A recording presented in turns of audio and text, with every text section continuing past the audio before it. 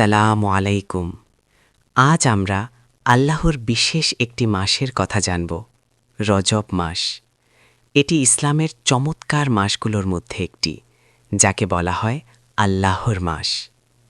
রজব হল ইসলামের 4 মহিমান্বিত মাসের একটি, যেগুলোতে মানুষের জন্য বিশেষ রাহমাত, মাগফিরাত এবং বরকত আছে। এই মাসে বেশি করে দোয়া, ইবাদাত ও তওবা করা উত্তম। নবী করিম সাল্লাল্লাহু আলাইহি ওয়াসাল্লাম আমাদের বলেছেন, এই মাসের প্রতিটি কাজ আল্লাহর নিকট দ্বিগুণ হয়ে ফিরে আসে। এছাড়া রজব মাসকে সংরক্ষণ করা হয় যুদ্ধ বা দাঙ্গার মতো নষ্টকরণের থেকে। তাই এটি আমাদের জন্য শান্তি, ধ্যান ও আত্মপরিচর্যার মাস।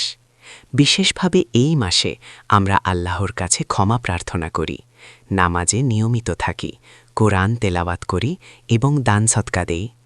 মনে রাখো, ছোট কাজও যদি বিশ্বাস ও আন্তরিকতার সঙ্গে করা হয়, তা আল্লাহর নিকট অনেক বড় সওয়াব হিসেবে গণ্য হয়। সুতরাং আসুন আমরা রজব মাসকে নিখুঁতভাবে ব্যবহার করি, আল্লাহর নিকট কাছে দোয়া করি, নিজের আত্মাকে পরিষ্কার করি এবং আমাদের জীবনকে আল্লাহর প্রিয় বান্দার মতো সুন্দর করি। রজব মাস মোবারক হোক।